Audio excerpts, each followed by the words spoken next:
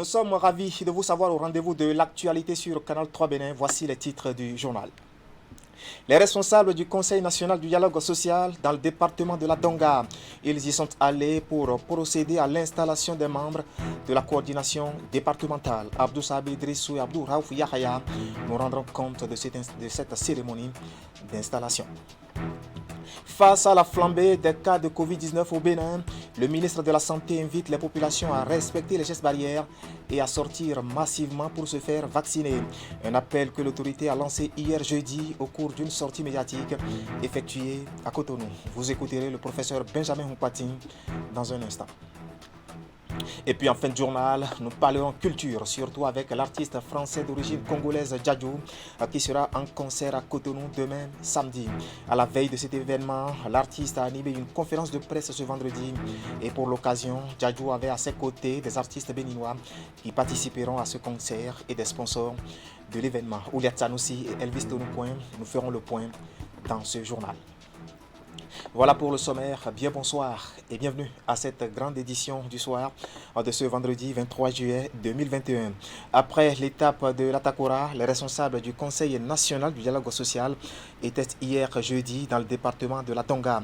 Et tout comme à l'étape précédente, ils ont procédé ici aussi à l'installation des membres de la coordination départementale de la Donga. La cérémonie d'installation, rehaussée par la présence du préfet Iliassou Biaou, nous est résumée ici par Abdou Sabi Drissou et Abdou Raouf Yahaya. Voici les hommes et les femmes qui devront siéger au sein de la coordination départementale du Conseil national du dialogue social CNDS dans la Donga. Au nombre de 18, ils ont pour mission d'œuvrer pour la promotion du dialogue social au niveau départemental.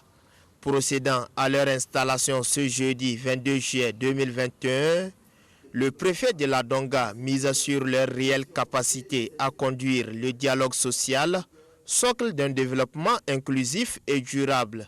Nous ne doutons à aucun moment de votre capacité à pouvoir faire promouvoir le dialogue social au niveau du département de la Donga, quand on sait que c'est du dialogue social que le développement peut être envisagé, parce qu'il est le gage de la paix sociale, il est le gage de la quiétude au niveau de toutes les entreprises, de toutes les structures administratives de l'État. C'est pour asseoir durablement un dialogue social constructif que ses membres sont outillés sur les textes qui régissent l'organisation et le fonctionnement du CNDS, une structure à compétence nationale qui s'est inscrite depuis 2017 pour la paix et le dialogue social. Sans la paix, il n'y a pas de développement. Sans la paix, il n'y a pas de progrès social. Alors, c'est ce que les parties prenantes, à savoir gouvernement, employeurs, travailleurs, ont compris. Vous savez dans quelle ambiance nous avons toujours évolué dans ce pays, avec les grèves cycliques, les années scolaires qui ne prennent jamais fin, la productivité qui est vraiment perturbée. Il y a un tas de choses. Mais heureusement, depuis un certain nombre d'années, depuis, disons, ces dernières années, il y a une paix sociale qui s'établit.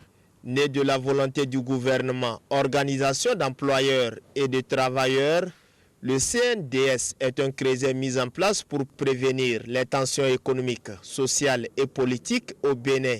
Pour l'atteinte des résultats escomptés, les acteurs à divers niveaux souhaitent qu'il y ait un dialogue franc et sincère. Ce que nous demandons, c'est que chaque acteur puisse être d'abord sincère, les employeurs, les travailleurs d'abord, parce que le président, il travaille véritablement. Et donc, dans cette coordination, il n'y aura pas de problème, pas d'inquiétude, la sincérité y sera, mais dans le respect strict des textes fondamentaux de la République. Nous souhaitons, représentants des travailleurs, nous souhaitons vivement que ce dialogue soit caractérisé par les valeurs cardinales. Je m'en voudrais de citer la sincérité, la confiance mutuelle et le respect de l'engagement pris.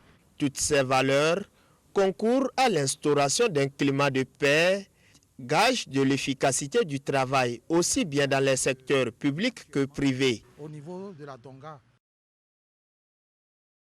Voilà un compte rendu signé Abdou Sabi Drissou et Abdou Raouf Yahaya. Au Bénin, les acteurs de la filière cacao réfléchissent sur les nouvelles orientations à donner à leur secteur pour relancer la production de cette importante matière première de chocolat, convoitée, il faut le dire, sur le marché international. Et les responsables de l'agence de promotion des investissements et des exportations ont saisi l'occasion de cette rencontre pour présenter aux acteurs le club des chocolatiers engagés de la France, qui représente, il faut le dire, un grand client du marché européen. Tout s'est déroulé hier au Novotel Orisha de Cotonou. Clément Achadé, Moufi de Sagouan.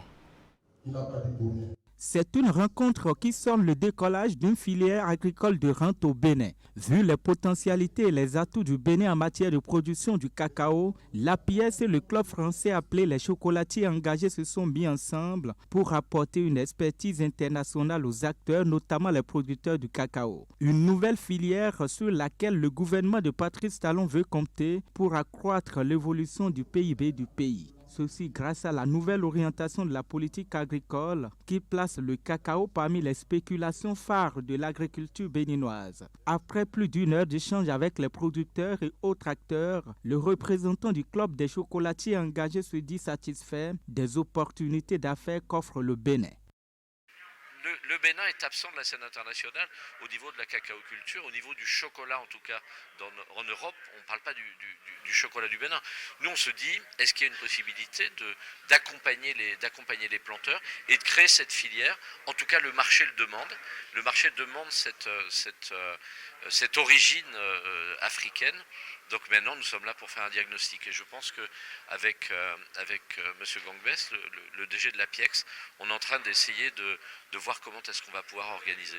La vision du club des chocolatiers engagés est de créer un circuit court entre les industries de transformation et les producteurs, sans oublier les consommateurs finaux de la France et de l'Europe. L'outil de mise en œuvre va se focaliser sur la bonne gestion de la période post-récolte et surtout de bons revenus aux producteurs. Une démarche qui cadre avec la politique gouvernementale du développement agricole. L'objectif, il est très simple.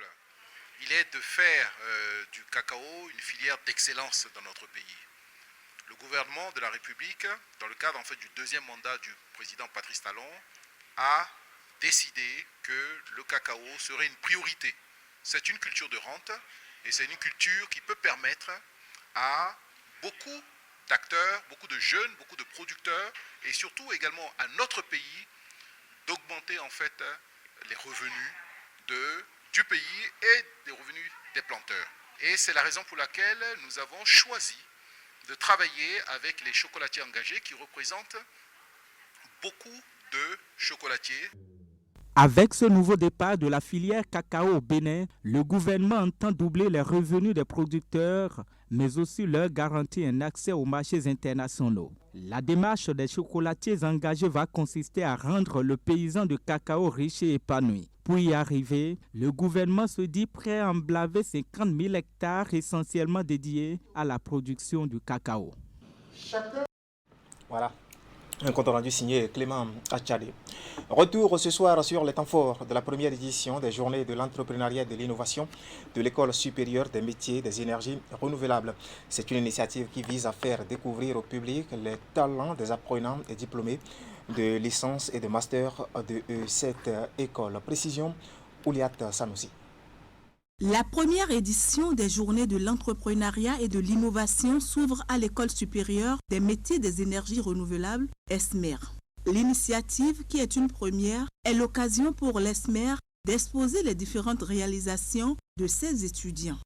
Les journées qui auront lieu du 21 au 23 juin sont l'occasion pour nous de mettre sous le feu des projecteurs de la scène nationale et internationale les potentialités du Bénin dans le domaine des énergies renouvelables, surtout de ce qui est de la recherche et je dirais beaucoup plus de l'innovation technologique.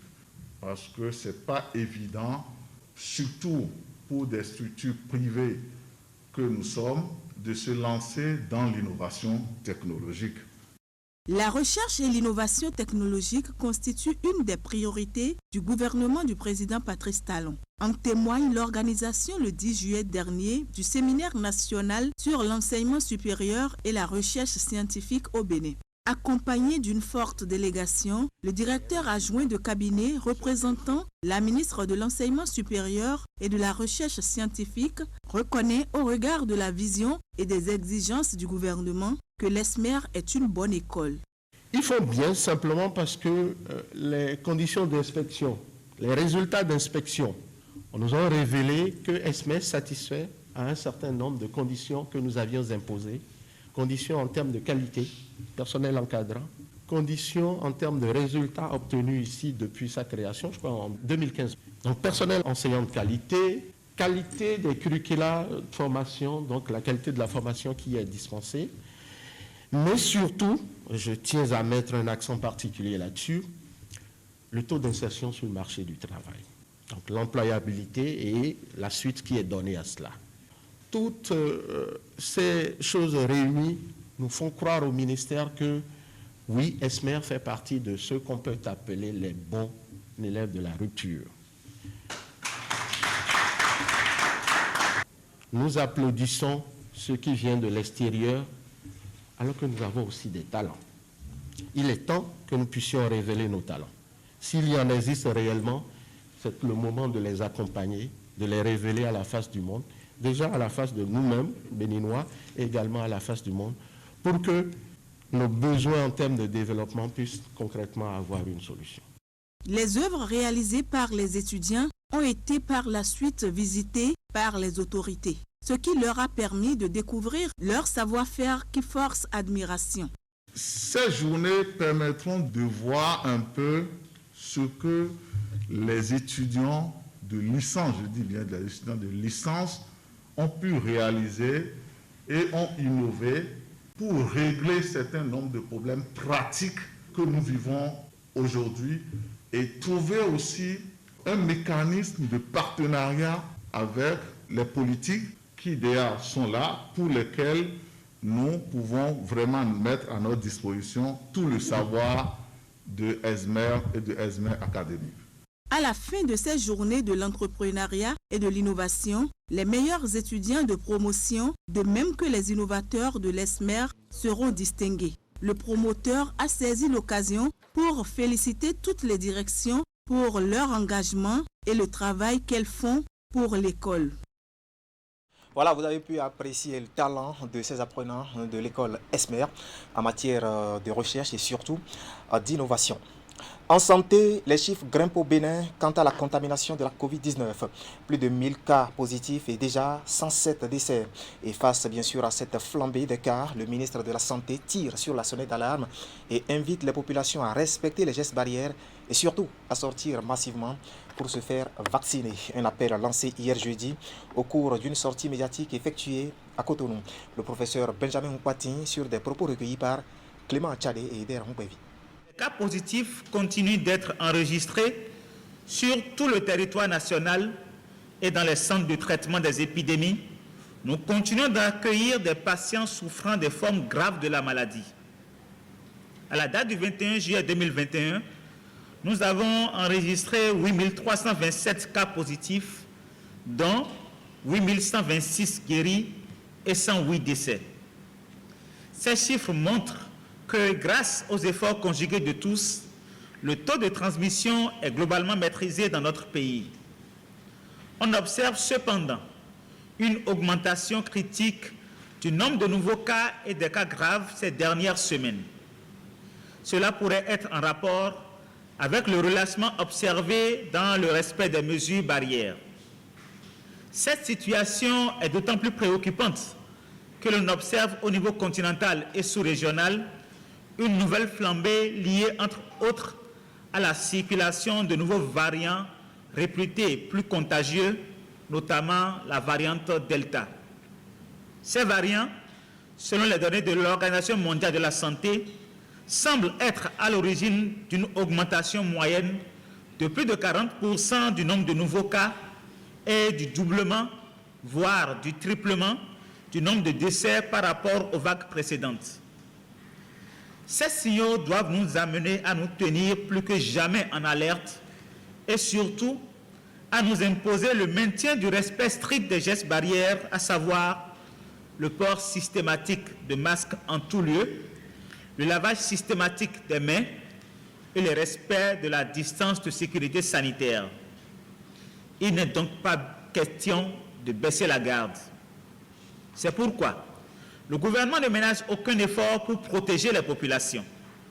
Ainsi, en plus des nombreux efforts consentis pour prendre en charge tous les cas détectés, nous avons depuis le 31 mars 2021, avec l'appui de l'ensemble de nos partenaires, lancé la campagne de vaccination pour les populations cibles au sein de l'Est-Cordon sanitaire.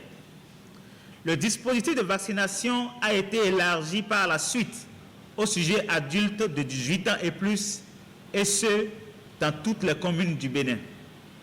Les tendances de ces derniers jours nous confortent quant à l'adhésion sans cesse croissante des populations à cette campagne. C'est le lieu pour moi de confirmer qu'en plus des gestes barrières, la vaccination est la seule alternative sérieuse pour sortir durablement de cette crise.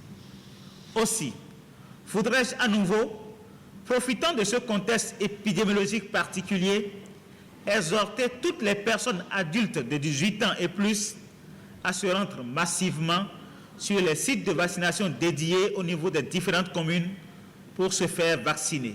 Je voudrais aussi faire observer que cette période de grandes vacances est souvent propice à l'organisation de manifestations à grand rassemblement. C'est la raison pour laquelle, afin de prévenir des contaminations de masse, elles font l'objet d'une attention particulière de la part du gouvernement. À cet effet, il est fortement demandé aux organisateurs de ces manifestations de passer des messages de sensibilisation sur la vaccination et le respect des mesures barrières. En tout état de cause, en fonction de l'évolution de la situation épidémiologique, l'accès aux dites manifestations pourrait être bientôt subordonné à l'effectivité de la vaccination de chaque participant. Je voudrais en outre rappeler que la vaccination demeure gratuite au Bénin. Allons donc nous faire vacciner contre la Covid-19 et respectons les gestes barrières, car ce sont là les seuls moyens sûrs pour nous protéger et protéger les autres. Tout à fait. Et vous l'avez bien retenu, 108 décès déjà au Bénin, a précisé le professeur Benjamin Nkouati, ministre de la Santé. Des images à présent et à la sollicitation du gouvernement béninois, la France qui apporte un appui matériel à des établissements scolaires pour protéger les usagers contre la pandémie à Covid-19. Un appui matériel, bien sûr, constitué essentiellement de dispositifs de lavage de mains, comme vous le voyez sur ces images, destinés à plusieurs centaines d'établissements d'enseignement secondaire. Le lot de matériel a été réceptionné officiellement dans l'après-midi d'hier jeudi au collège d'enseignement général La Verdure situé à Boumé-Calavi, un des établissements bénéficiaires de ce geste. Et tout s'est déroulé sous les yeux du ministre en charge de ce sous-secteur de l'éducation, j'ai nommé Yves Kouarou Ochabi. Santé toujours, et d'une pandémie à une autre, nous allons parler maintenant du VIH-Sida. Dans la lutte contre cette maladie, le Bénin reconsidère sa stratégie en tenant compte des inégalités de sexe au regard bien sûr de la tendance à la discrimination du genre. C'est à travers une étude démarrée depuis plus d'un an. Et hier jeudi, les acteurs concernés se sont retrouvés à Cotonou pour la validation du rapport final de cette étude. Faisons ensemble le point avec Idrissou Boukari et Elvis Tounoukouan. Le processus a démarré en mai 2020 et ce jeudi 22 juillet 2021, le rendez-vous de l'Infosec de Cotonou est l'étape ultime. Il s'agit de procéder à la validation du rapport d'évaluation basé sur le genre de la riposte nationale au VIH-Sida au Bénin. Une étude initiée sous la coupole du Conseil national de lutte contre le VIH-Sida, la tuberculose, le paludisme, les infections sexuellement transmissibles et les épidémies. L'atelier permettra donc de mieux apprécier le contenu de ce rapport, notamment les évidences, les grandes conclusions et recommandations. Une avancée pour le Bénin qui répond à la déclaration politique sur le VIH-Sida intitulée « Mettre fin aux inégalités et agir pour vaincre le sida d'ici 2030 ». Déclaration adoptée à l'occasion de la réunion de haut niveau tenue le 10 juin 2021 à New York. La nouvelle stratégie de l'ONU-SIDA 2021-2026, intitulée « Mettre fin aux inégalités, mettre fin au sida », a servi de clé de voûte à cette déclaration politique. Et l'un de ses objectifs est de réduire à 10% l'occurrence des inégalités de genre et de violences basées sur le genre chez les femmes, les personnes vivant avec le VIH et les populations clés. Cela implique de passer par une bonne compréhension des rapports de sexospécificité qui alimentent la stigmatisation, la discrimination et la criminalisation liées au VIH et qui par conséquent compromettent les capacités des populations suscitées à se prémunir de l'infection à VIH, aggravant ainsi l'impact de la pandémie de sida.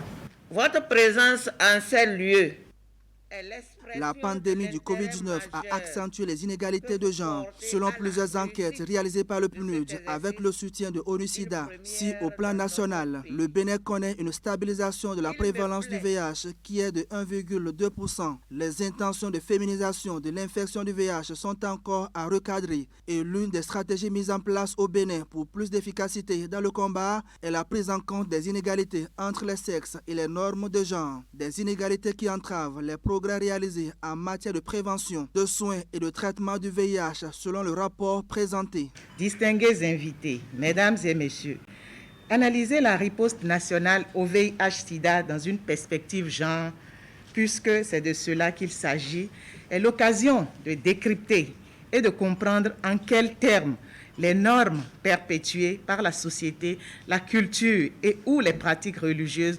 contribuent aux disparités dans le fardeau des problèmes sanitaires.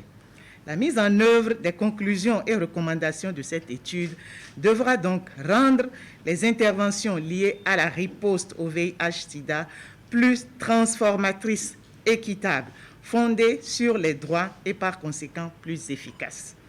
Les présentes assises ont été précédées de l'atelier de prévalidation tenu il y a 2 semaines dans la ville de Boycon. La validation du rapport est suivie de la phase de plaidoyer à l'endroit de tous les acteurs décisionnels pour l'élaboration du plan stratégique genre VIH au Bénin. Ceci pour la mise en œuvre effective des recommandations issues de cette étude. Voilà, c'était notre chapitre consacré à la santé. Dans le reste de l'actualité, il y a la culture avec le concert tant annoncé de Djadju à Cotonou. L'artiste est déjà au Bénin et à sa descente d'avion hier jeudi, Djadju a promis de faire vivre un moment exceptionnel, notamment à ses fans béninois qui effectueront le déplacement du côté du Palais des Congrès demain samedi à Cotonou, bien sûr. Suivez ici l'artiste français d'origine congolaise. Il est au micro de Teddy Goudalo et Moufid Sagoua. Je suis venu au Bénin, je pense que si je me rappelle bien, c'était en 2017. Je suis arrivé en 2017, c'était un de mes premiers concerts. J'avais même pas sorti mon album encore, Gentleman 2.0, et j'avais gardé un très bon souvenir. Donc là, ce que je promets, c'est tout donner au public béninois pour qu'on puisse faire la fête ensemble. Je pense que les Béninois me connaissent. Je suis là aujourd'hui. On va faire un show exceptionnel, des sons que vous n'avez jamais entendus, des sons que je n'ai jamais fait sur scène, que je vais faire pour la première fois ici au Bénin. C'est la reprise.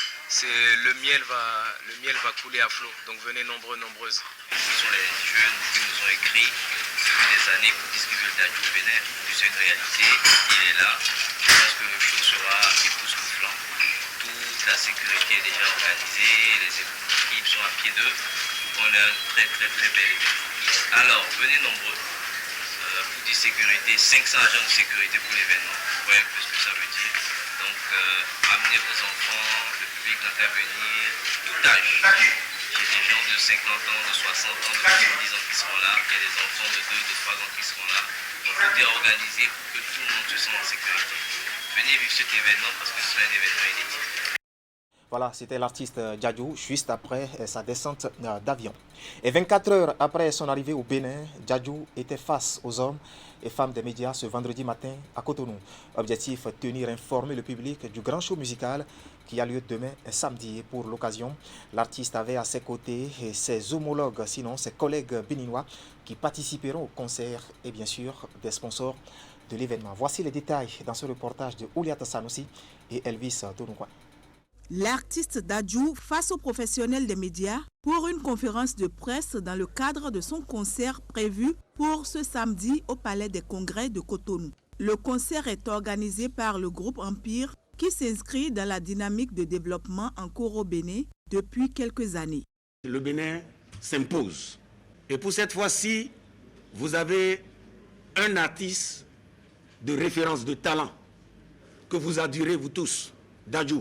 C'est un plaisir pour nous, une satisfaction, que dis-je, un devoir patriotique pour le groupe Empire et à travers son PDG, Yuri Chadjovi, de nous offrir ces moments de joie ces moments d'ambiance, ces moments que vous tous, vous rêvez, au fait. C'est de voir fouler le sol béninois des artistes. Au fait, pas seulement les artistes qui viennent de l'extérieur, aussi les artistes sur le plan local. MTN est le sponsor officiel du concert. Les Bagnoles Motors, Canal+, Aura Bank, Woodin font partie des nombreux autres sponsors et partenaires qui accompagnent l'événement. La première raison, c'est vraiment notre leadership. Quand il y a un grand événement, il faut que MTN soit présent. Il faut que le meilleur de la musique, le meilleur des artistes, s'il met pied au Bénin, voilà, que MTN puisse jouer sa partition. Donc voilà pourquoi MTN est sur l'événement. Pour ce début des vacances, on a choisi de s'associer avec Dadju, le meilleur pour le moment. Je pense que ce n'est pas discutable auprès de vous. C'est vraiment le meilleur de la musique africaine. Et on essaie de construire cette histoire à deux niveaux. C'est vrai, les vacances, c'est pour s'amuser, mais aussi c'est pour dire aux gens, on peut y arriver. C'est cette partie inspiration. Beaucoup de gens peuvent arriver à ces niveaux. Après environ 2 années sans concert, pour cause de la pandémie de Covid-19, Dadju est heureux de revenir sur scène pour la 2e fois au Bénin et promet un show époustouflant au public. Ça me fait énormément plaisir d'être là, ça me fait plaisir d'être aussi bien accueilli. Ça fait, comme je l'ai dit, ça fait un moment que j'ai pas vu autant de monde. Avec la crise qui est arrivée là, ça fait presque 2 ans que j'ai pas fait de concert. Donc cette frustration de ces 1 an et demi, 2 ans sans concert, c'est ici qu'on va la déployer. C'est pour ce concert inoubliable, ce concert mémorable. Je tenais à remercier les artistes ici présents. Je tenais à remercier le groupe Empire, MTN, Nasprod qui est là pour nous donner cette opportunité, cette chance de pouvoir prester. J'ai vraiment envie de tous vous voir demain, qu'on puisse faire la fête et qu'on puisse tourner la page tous ensemble. Donc voilà, faites-moi confiance pour ce qui concerne le show et faites confiance à vos artistes. On est ensemble. Une dizaine d'artistes béninois presteront sur scène avec Dadju. Une belle occasion pour eux de renouer avec les concerts par ces temps de crise sanitaire liée au coronavirus.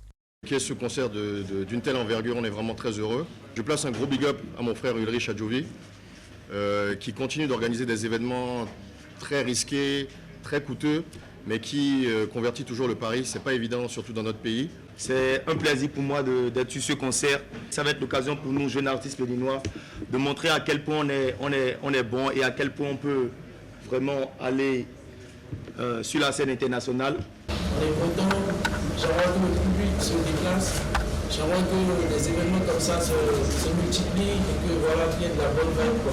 Le reste, ça va arriver naturellement.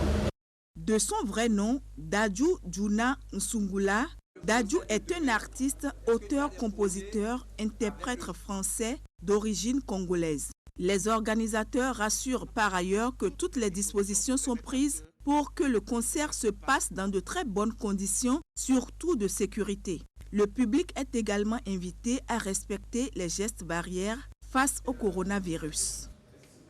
Voilà, Dadju vous donne donc rendez-vous demain samedi au Palais des Congrès. Allez admirer le talent de cet artiste français d'origine congolaise.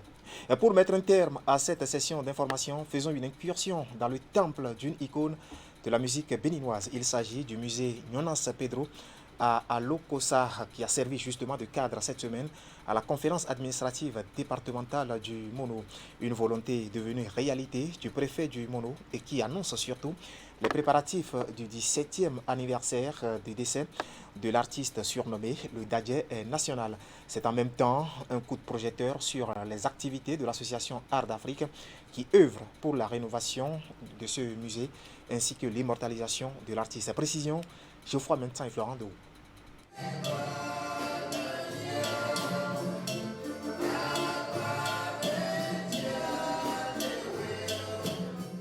L'Orchestre Viva Orchestra accueille ainsi dans l'enceinte du musée Jonas Pedro les membres de la conférence administrative départementale 4 du Mono pour une session spécialement délocalisée, comptant pour le mois de juillet 2021. C'est en effet dans cet espace feutré de la salle des spectacles du musée Jonas Pedro de Lokossa que se sont déroulés ce mercredi les travaux de la CAD du Mono. Cela témoigne de l'amour que vous avez pour la promotion des valeurs culturelles et culturelles de notre pays. Nous vous remercions une fois pour l'initiative et les autres que vous allez prendre pour accompagner Art d'Afrique.